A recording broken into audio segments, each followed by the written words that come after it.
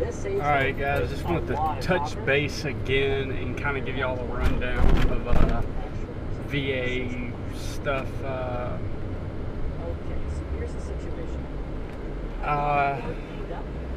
Had another appointment today, but it was with pain management over my knee, and I've had knee surgery and stuff, and I had a inkling or a feeling, whatever you want to call it, of what they were going to say, and it was pretty basic. They're like, well, you've already had surgery. Pain management here, all we basically do is injections. You've already had injections. We may give you a gel injection, which is a type of artificial cartilage type injection, and then they were like, that's basically all we can do, unless you go to orthopedics, and they might suggest another surgery. And last time I talked to orthopedics about my surgery, it was a matter of, they're like, yeah, we can do surgery, and I'm a cut out the middle kind of person, and I basically told them, I was like, am I gonna have multiple surgeries, or is it gonna be eventually I'll be healed? I was like, because if I'm gonna have multiple surgeries after multiple surgeries eventually, until you all make up your mind about having basically having to have a knee replacement, I was like, let's just skip surgeries 1 through 5 and give me a knee replacement. I was like, I would rather do that than go through 5 different recoveries and basically all the headache that goes with it, like the actual surgery itself, putting my family through the hardship of my recovery. I didn't think about how it affected my family as far as recovery at first, but like when I was having my foot surgery and stuff like that, like there was a lot of stuff I just could not do, and I didn't even think about it until the situation arose. Like I had to go out and buy my own knee scooter to be able to kind of go around and get around, because I just couldn't keep up on crutches. And then like the very minor things that most people don't even consider, like playing with your kids. Like I went to try to chase my son, not really chasing, but we were out in the front yard and he was walking towards the sidewalk and I couldn't get him.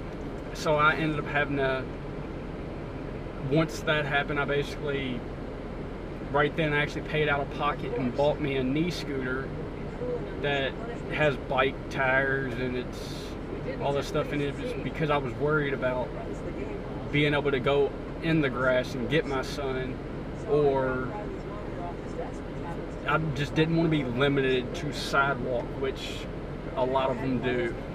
But it was a huge inconvenience for my family, because the little things that you don't think about, like I couldn't do anything for my son. Like I couldn't make him a plate to eat, because I could go in the kitchen and make the plate, but then I would have to just yell for my wife and have her actually bring the plate into the living room or whatever the case may be. So it became a huge pain for her, and I know it sucked for her. And I've had 3 foot surgeries, and every time I've been off my foot at least 30 days. I have one to where I had pins and stuff hanging out of my foot, and I don't even remember how long I was out, but that was brutal. And now, and that was when we only had my son. Now that we have my son and daughter that live with us, and my daughter's 8 months old, my son is 3. I couldn't imagine putting that burden on her, of her doing everything for the kids without my help. So I know I'm kind of rambling on in this video right now, but I just wanted to kind of express my opinion about it and kind of talk to you all about Fort Hood medical board process. Medical board means medical evaluation board, and you either get retired or compensation pay, and compensation pay is your base pay times 2 times the years you've been in. So like you could get a pretty sizable check, but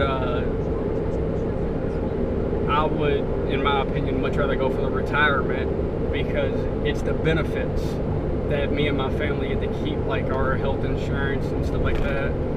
And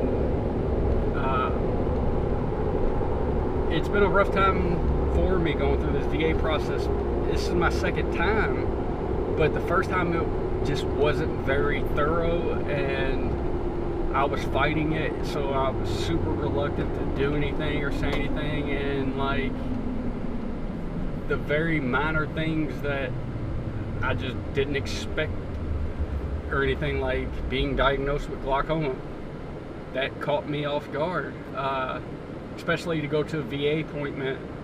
And I didn't know what was wrong with my eyes, so I just, again, don't diagnose yourself.